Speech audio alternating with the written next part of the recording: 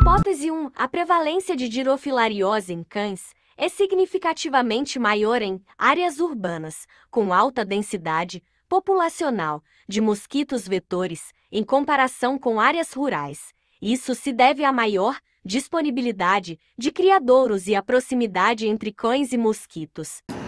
Primeiramente, as áreas urbanas frequentemente vão apresentar condições ambientais que vão favorecer a proliferação de mosquito, como a disponibilidade de água parada e os locais propícios para reprodução. Alguns estudos vão indicar que a urbanização altera o ecossistema local, criando ambientes favoráveis para os vetores, o que acaba resultando em um aumento na densidade populacional de mosquitos, como a Aedes, o Culex. Além disso, a proximidade entre os cães e mosquitos em áreas urbanas contribui para uma maior taxa de infecção em ambientes urbanos. A convivência entre cães e mosquitos é mais frequente, aumentando a probabilidade de transmissão do parasita. Em contrapartida, áreas rurais tendem a ter menos concentração de mosquito e, consequentemente, uma menor prevalência da dirofilariose em cães. Por fim, a eficácia das intervenções de controle de mosquitos em áreas urbanas pode ser limitada devido à alta densidade populacional e à diversidade de habitats disponíveis para os vetores. Isso reforça a necessidade de estratégias específicas de controle em áreas urbanas para reduzir essa prevalência da dirofilariose.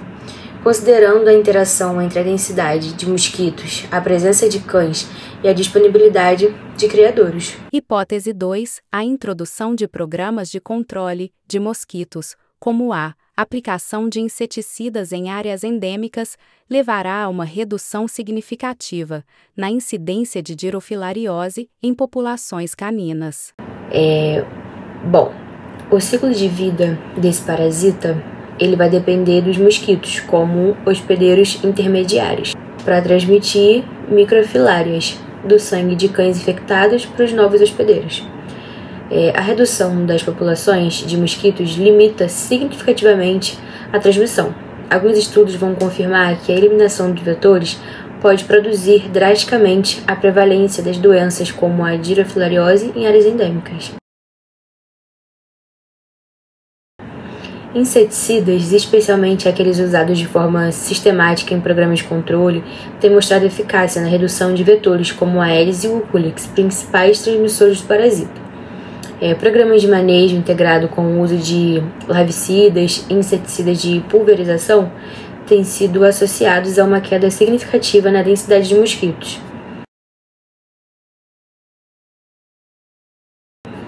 Experiências com controle vetorial para doenças como dengue e malária vão mostrar que a combinação de estratégias, incluindo o uso de inseticidas, vai resultar na redução da transmissão. Mesmo os princípios se aplicam à dirofilariose, considerando que a interrupção do ciclo vetorial também interrompe a transmissão da doença.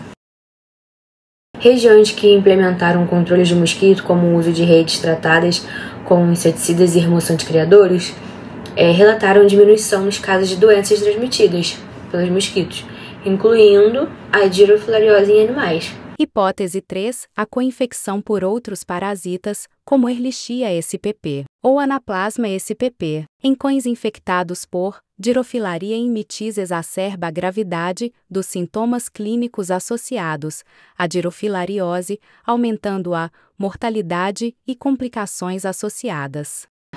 Para a gente entender esses efeitos imunológicos e sistêmicos dessa coinfecção, a gente tem que lembrar que a Ehrlichia e a Anaplasma vão comprometer o sistema imunológico quando ele infectar os leucócitos e as plaquetas. Isso vai resultar em imunossupressão, trombocitopenia e inflamação crônica. E esse estado imunológico prejudicado pode exacerbar os efeitos patológicos de dirofilaria imitis, como hipertensão pulmonar, insuficiência cardíaca direita e danos vasculares. Alguns estudos vão sugerir que a coinfecção aumenta a severidade dos sintomas clínicos e a dificuldade de manejo terapêutico. Quanto à interação patogênica e o agravamento dos sintomas, um estudo realizado no México revelou que os cães coinfectados por Ehrlichia e dirofilaria imitis, eles vão apresentar maior prevalência dos sintomas clínicos graves em comparação com aqueles infectados por apenas um agente.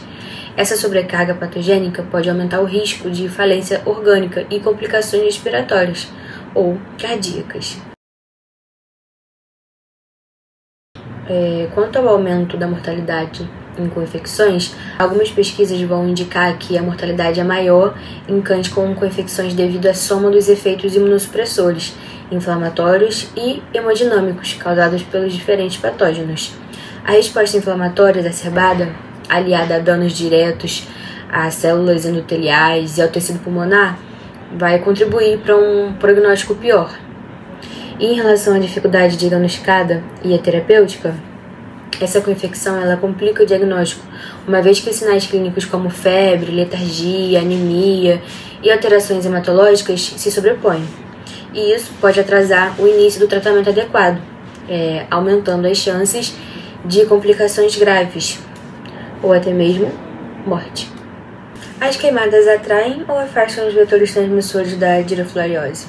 Bom, a justificativa para investigar os efeitos das queimadas sobre os vetores transmissores da girofilariose, particularmente os mosquitos dos gêneros Aedes e Culex, é fundamentada na complexidade das interações ecológicas que acabam influenciando a transmissão do parasita, Girofilaria imitis.